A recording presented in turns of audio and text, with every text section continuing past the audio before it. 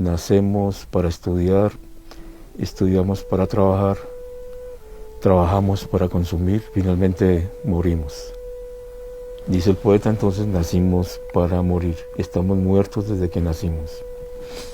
Eso muestra una pobre oferta de la sociedad moderna para el ser humano. Un ser humano que parece que vive toda su vida encajonado.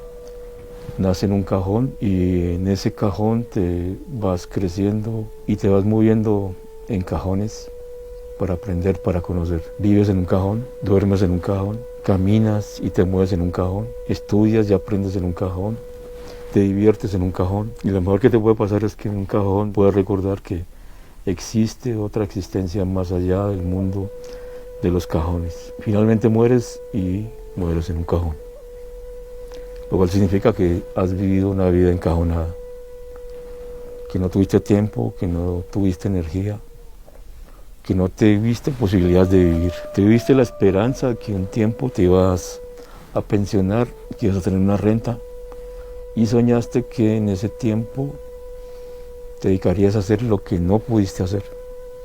Te irías al campo, comprarías una casa en el campo, junto al mar, pondrías una hamaca, leerías los libros que no leíste, sembrarías, cuidarías flores y vivirías un mundo sencillo, elemental. Pero no pudiste, ya no puedes hacer eso, ya no hay posibilidad de hacer eso. Entonces parece que hay un muro que te ha impedido ver y entender que la vida está más allá de esos cajones y de esos límites. Y de pronto descubres que en medio de eso sufres, te enfermas, tienes accidentes y especialmente no puedes resolver la relación con los otros. Y eso básicamente te hace sufrir. Vivimos en un drama humano. La tragedia detrás de todo eso, de la pobreza, de la desigualdad, de dedicar la vida a un sinsentido, es la tragedia humana. Vives en depresión, en tristeza, en angustia, en estrés, y especialmente verificas que no puedes encontrarte con el otro, que no puedes comunicarte con el otro, que no te puedes relacionar con el otro, que finalmente te separas del otro, te separas de tu pareja, te separas de tu familia, de tus hijos, de tus vecinos, de tus amigos, y eso genera infelicidad. Entonces, ¿qué fue lo que pasó? ¿Por qué vivimos así? ¿Por qué hemos pensado, hemos creído que esto que hemos estado viviendo era la vida? Entonces lo que tenemos que pensar es que en algún momento en la historia larga de la humanidad nos dormimos, se nos olvidó la verdadera vida, se nos olvidó el camino de la felicidad. Y por lo tanto, si es un camino, nos hablaremos de un recorrido, de un método, de una cultura, de un cultivo para darle vida a la vida. Esa cultura, ese cultivo, ese método ya no está. La humanidad básicamente se dedicó a trabajar para tener. Entonces así nos dijeron nuestros padres: hijo, estudia, trabaja y ten tus cosas, entonces serás feliz. Pero ya parece que, y el aviso de lo que ha pasado con esta pandemia, que esa oferta se canceló, que no es. Entonces, si no es eso, ¿qué es? Hay que recordar, hay que despertar, hay que preguntarse, hay que investigar que otra forma de existencia es posible. La humanidad se durmió, todo parece indicar, las sabidurías antiguas, que venimos de una larga noche, la larga noche del olvido, la larga noche de la oscuridad. Estaba señalado que íbamos a vivir en esa oscuridad, en el drama, en la tragedia, que nos íbamos a perder, como dijo el abuelo Tubu, en el teatro de la vida. Caímos en el pozo de la nostalgia, en el pozo de la tristeza, y ahí quedamos condenados. Ahora lo que tenemos que hacer es despertar, es recordar que existe otra posibilidad, que no estamos condenados a esto, que no hay límites, que hay múltiples posibilidades, que existe y venimos y advenimos en el amanecer, en un tiempo nuevo del amanecer, un tiempo nuevo de la luz, donde despertaremos. Por lo tanto es una decisión, solo basta una decisión, la decisión de recordar, la decisión de despertar, la decisión firme de vivir plenamente, felizmente, de no seguir haciendo lo que hemos venido haciendo, de dejar atrás el pasado, de lograr vivir en el presente a partir de una decisión, la decisión de la plenitud. Entonces, ¿cómo hacemos? ¿Qué hacemos? Cuando decimos olvidamos, significa que hay algo, que existe algo. Simplemente se olvidó. ¿Dónde está? ¿Dónde está eso que se olvidó? ¿Dónde podemos ir a recordar? ¿Cómo hacemos para recordar? Entonces, hoy tenemos que reconocer que a pesar de todo y por encima de todo lo que ha pasado, de la historia de tragedia, de horrores, de guerras que cargamos en nuestra memoria, de la historia de depresión, de tristeza, de abandono que cargamos en nuestra alma, hay una memoria, hay un saber, y ese saber ha sido protegido, ha sido cuidado, se ha mantenido en el profundo de la selva, se ha mantenido en las altas montañas. Ahí ha habido gente que guardó y que conservó un tesoro. Ese tesoro es la sabiduría de vivir bien, el conocimiento para vivir bien. Esa gente cuidó y reconoció un orden original, un orden de la creación. Y ese orden básicamente nos dice que todo es unicidad, que todo es unidad, que todo interactúa, que todo está ligado y que hay un diseño original en la mente del gran todo, en la gran inteligencia. La vida existe porque todo está ligado, porque todo está unido. Y hubo un diseño original. Hay una gente que cuidó, que guardó ese tesoro, ese saber, el cómo vivir en plenitud, el cómo saber quiénes somos para entender que no somos un cuerpo, que no tenemos límites, que no estamos reducidos a una existencia pobre, miserable, de tristeza, de dolor, que somos mucho más que eso, que somos más que la experiencia corporal, que tenemos infinitas posibilidades, que somos multidimensionales. Ahí hay un tesoro, hay un camino, hay un método. Hay que decidir ir por eso. Y solo basta pensarlo, solo basta decidirlo. Y cuando tú decides, todo el poder de la creación está en ti. No hay límites. Todas las historias dicen que se nos dio el libre albedrío, la libre voluntad.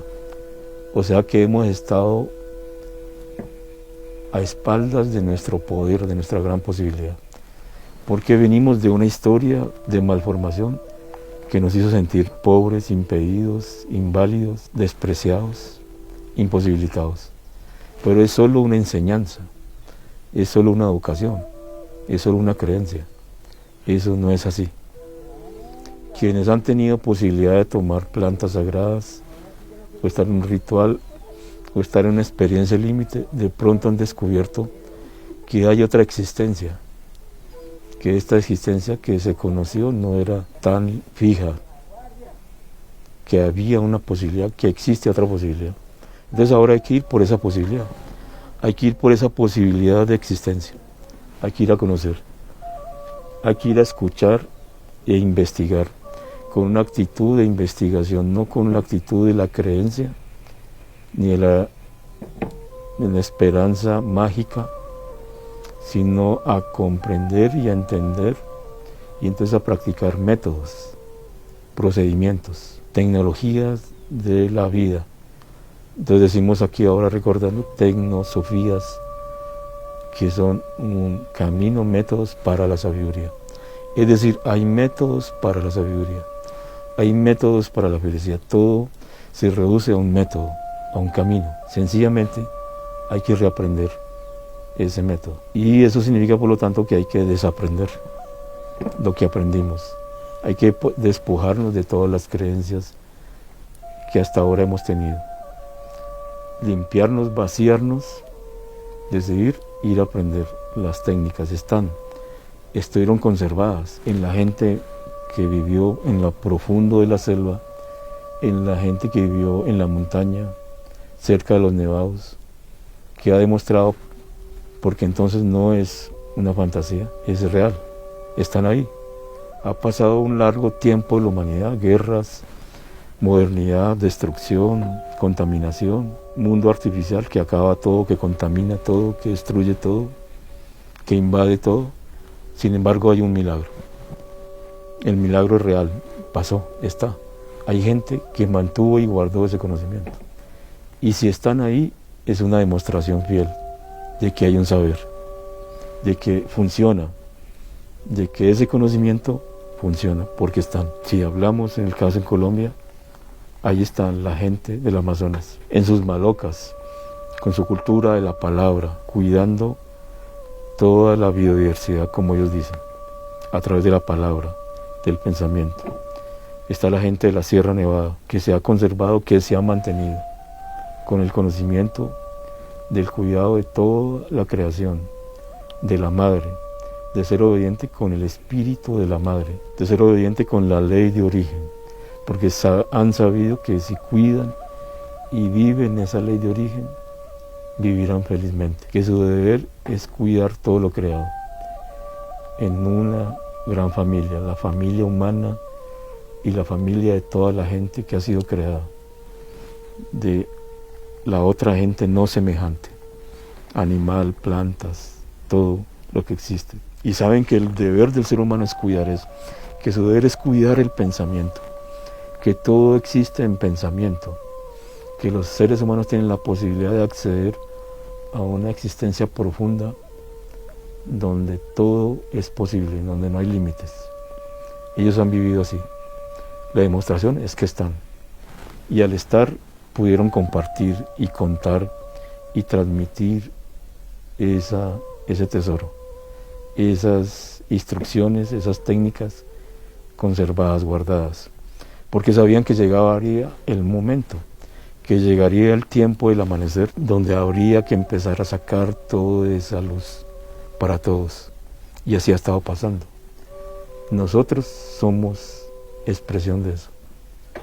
Desde aquí, desde el lugar que ahora hablamos, y de lo que en este caso somos, una nueva gente, que estamos caminando un nuevo origen, gente mestiza como yo, que viene de la mezcla entre el occidental, el español y nuestras madres indígenas, que contienen la cultura occidental, pero que decidieron retomar su memoria antigua, su herencia antigua, que estaba guardada en sus genes. Y solo queda que buscar y empezar a practicar y hacer disciplinas, a escuchar, a sentarse en el fogón en la noche, a escuchar el silencio, a atrapar silencio. Hoy no se sabe exactamente qué es la espiritualidad. Espiritualidad será tomar yagé, tomar plantas sagradas. Espiritualidad será ir a un inipi, una cabaña sagrada de sudar, ir a búsqueda de visión, en una danza, hacer yoga, hacer meditación. Eso es espiritualidad. ¿Qué es la espiritualidad?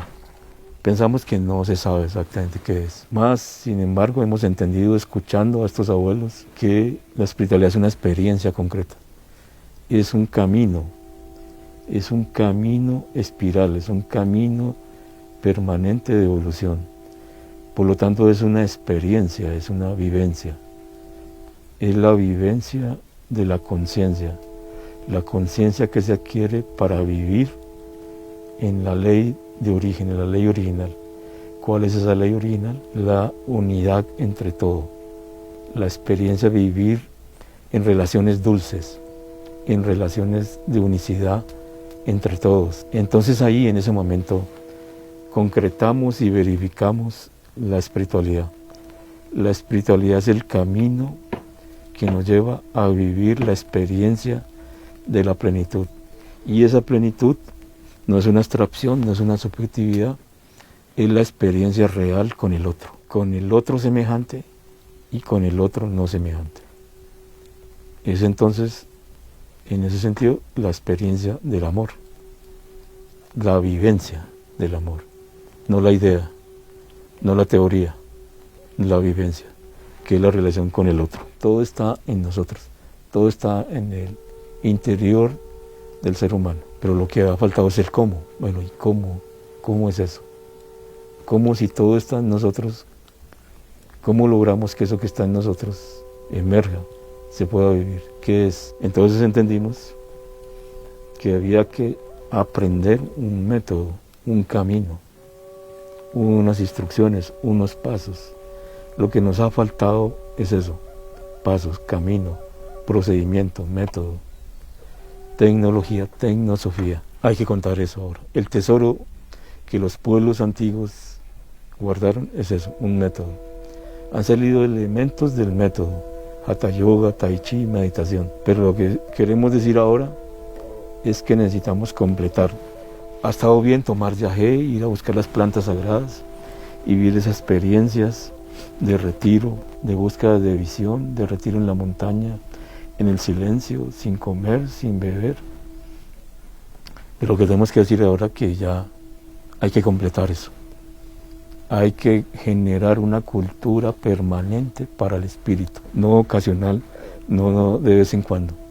Y entendemos entonces que cuando hablamos cultura es un orden, una organización que acompaña, que está presente, que organiza toda la existencia humana, en todo tiempo, en todo lugar, en todo lo que hacemos, no de vez en cuando, no ocasionalmente. Todo tiene que estar lleno de espíritu, es decir, de método para reconocer que no estamos limitados a un cuerpo y a unos sentidos físicos, que somos una existencia más profunda y que tenemos que aprender a vivir y disfrutar esta experiencia sensorial, porque se nos dejó el paraíso terrenal.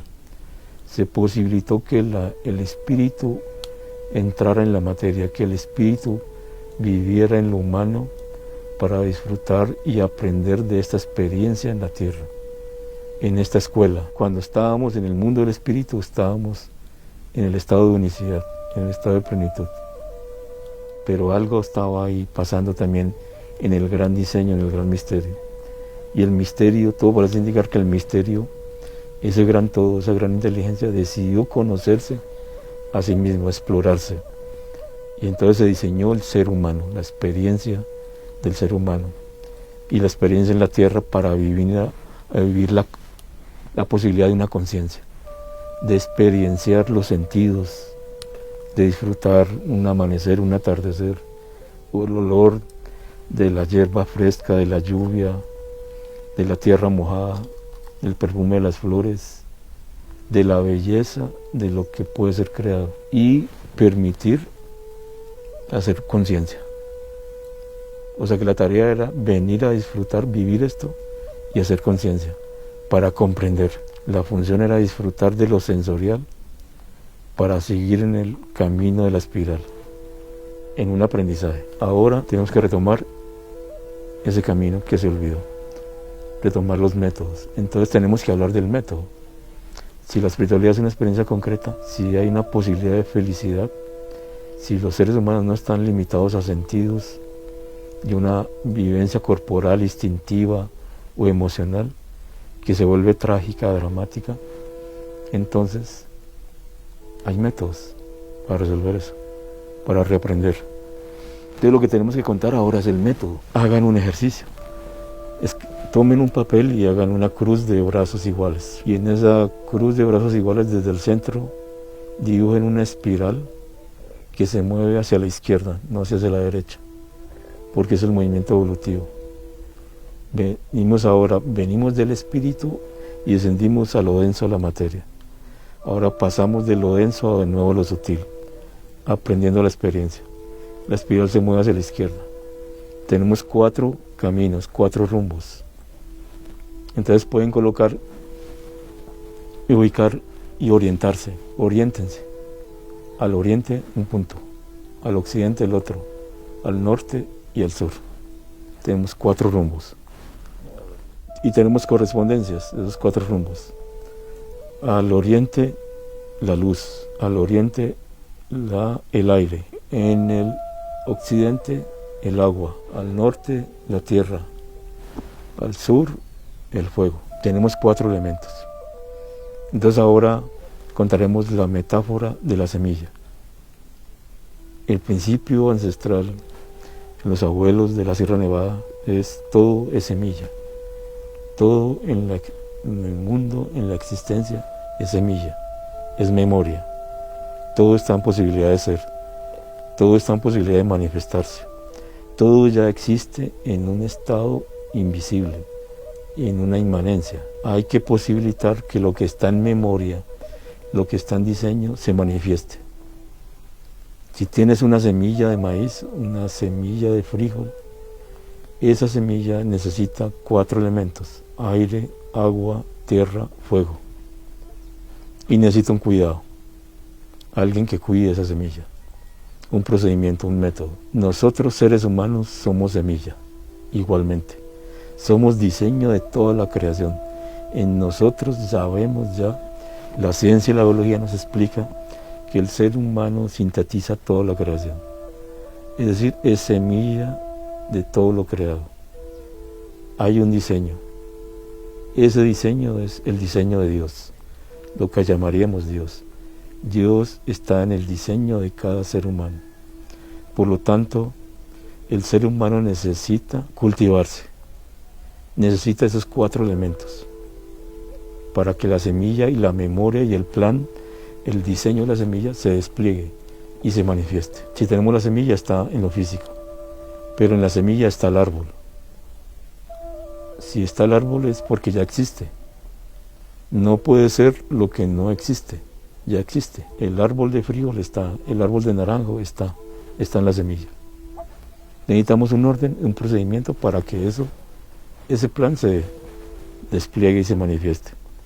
El ser humano es la semilla de toda la creación de Dios. Necesitamos alimentarlo, cultivarlo. Entonces ahora pasen esos 4 rumbos, esos 4 elementos y póngalo en conocimientos. Al oriente, conocimiento razonado. Al occidente, conocimiento emocional. Al sur, conocimiento silencioso. Y al norte, conocimiento concreto. Y en el centro de la espiral, conocimiento relacional. Tenemos 5 conocimientos. Y lo interesante es que ya no estamos hablando de símbolos, ni abstracciones, ni metáforas, conocimientos. Si tenemos conocimientos, esos conocimientos nos mueven a una práctica, a una realización. Todo conocimiento se desarrolla a través de la práctica.